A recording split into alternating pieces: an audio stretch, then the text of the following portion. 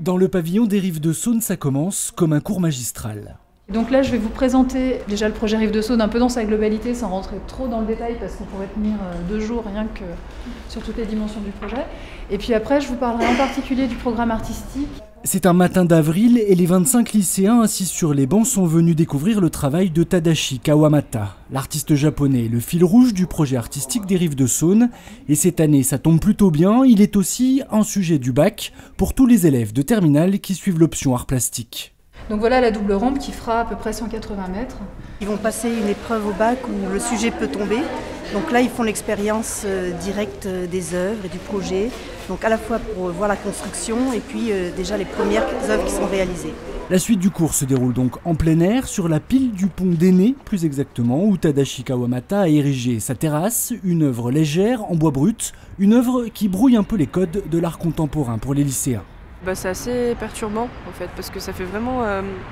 En fait, si on ne sait pas que c'est une œuvre, on a du mal à assimiler ça comme une œuvre, parce que ça fait vraiment un espace commun à la ville. Quand elle va être vraiment ouverte, il va y avoir plein de mégots de cigarettes par exemple, et tout ça, je trouve ça dommage, quoi.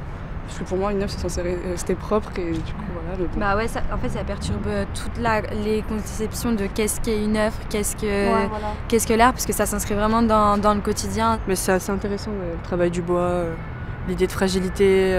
Le travail du bois, c'est justement l'une des thématiques fortes chez Kawamata. Un bois qui est appelé à vieillir au fil du temps et de l'eau. En venant arpenter la terrasse, c'est aussi cette réalité que les lycéens ont pu découvrir. Donc le châtaignier, c'est aussi un bois très résistant, mais qui en revanche, quand il est frais, rend des tanins en fait. Donc c'est ces marques un peu orangées comme ça, marron que vous voyez et qui coulent partout sur le... On est vraiment sur de l'art contemporain qui n'est pas un art contemporain de musée, quoi. Donc on est aussi peut-être sur des pièces un peu différentes qu'ils ont plus de mal à appréhender tout de suite. Ça demande peut-être un petit temps de maturation pour eux aussi. D'ici juin en tout cas, les lycéens lyonnais seront nombreux à venir réviser leur bac sur les Rives de Saône. Plusieurs classes de terminale ont déjà réservé leur visite dans l'univers de Tadashi Kawamata.